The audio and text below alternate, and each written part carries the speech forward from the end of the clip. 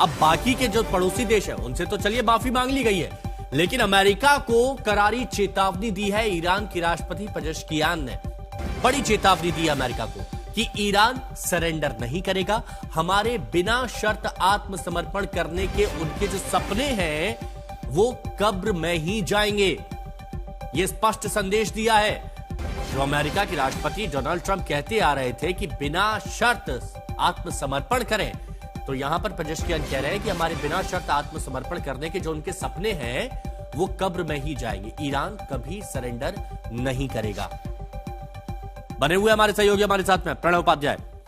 प्रणय, एक तरफ जब बयान आया पड़ोसी देशों से माफी मांगी और कहा कि अब हमले नहीं करेंगे, तो लग रहा था कि चलिए ठीक है, अब एक सही राह की ओर यह युद्ध जाता हुआ दिखाई दे रहा है कि हो सकता है कि थोड़ी नरमी देखने को मिले।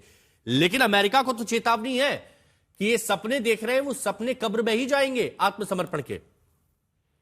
देखिए, आप दोनों तरफ से जो है वो रेटरिक सामने आ रहे हैं। दोनों अपनी अपनी पोजीशंस बताने की कोशिश कर रहे हैं, क्योंकि दोनों के ऊपर दोहरा दबाव है।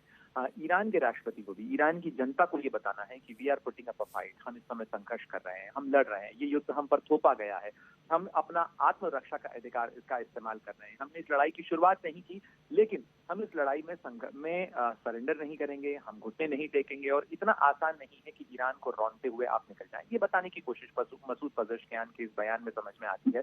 और जैसा आपने भी जोड़ा, ये बयान आया है तब जबकि अमेरिकी राष्ट्रपति डोनाल्ड ट्रंप की तरफ से कल ही बयान आया था, जिसमें उन्होंने कहा था कि अनकंडीशनल सरेंडर यानी बिना शर्त आत्मसमर्पण के अलावा कोई डील ईरान के लिए अवेलेबल नहीं है। जब बातचीत के संकेतों को लेकर चर्चा हुई तब भी डोनाल्ड ट्रंप की तरफ से कहा गया कि ईरान ने बहुत देर कर दी है, अब बातचीत की कोई गुंजाइश बची नहीं है, अब ईरान की सत्ता को जाना होगा। तो दोनों तरफ से नारों में, रेटरिक में बहुत सारी बातें कही जा रही हैं, लेकिन जहां तक ईरान की स्ट्रैटेजी का सवाल है, ईरान ने अब अपने रणनीति के अंदर थोड़ा बदलाव किया है। ईरान की तरफ से वार तो हो रहे हैं, लेकिन इजराइल के ऊपर होंगे या अमेरिका के जो बेसेस हैं उनको निशाना बनाया जाएगा। ईरान नहीं चाहेगा कि उसके लिए जहां भी कोई हमदर्दी की गुंजाइश बन सकती हो उसको भी वो खत्म करे, साथ ही उसको अपना हथियार और जो गोला बारूद है वो भी बचाना है। ये लड़ाई अब जो है वो एक ऐसी बिसात में बदल गई है जिसको आप बैटल ऑफ एट्रिशन कह सकते हैं, जिसमें कौन पहले थकता है, कौन पहले जिसके हथियार खत्म होते हैं, किसके ऊपर दबाव ज्यादा बनता है, ये उस तरीके की उसमें जा रही है। लेकिन इन तमाम आकलनों के बीच हिमांशु ये नहीं भूलना चाहिए कि अमेरिका और इजराइल की तरफ से जो बयान आ रहे हैं और जो बमबारी हो रही है, कल ही अमेरिका के रक्षा मंत्री की तरफ से ये भी कहा गया कि आपको नाटकीय तेजी देखने को मिलेगी ईरान पर होने वाले हमलों में, साथ ही बड़े हथियार गोला बारूद। मैं इसीलिए आपसे थोड़ा सा और अच्छे से समझना चाह रहा था प्रणय, क्योंकि आज ही ये बयान भी सामने आया कि आज रात विध्वंस होगा, आज रात बारिश कर देंगे हम गोला बारूद की तेहरान में, ईरान में। ये अमेरिका की तरफ से कहा गया।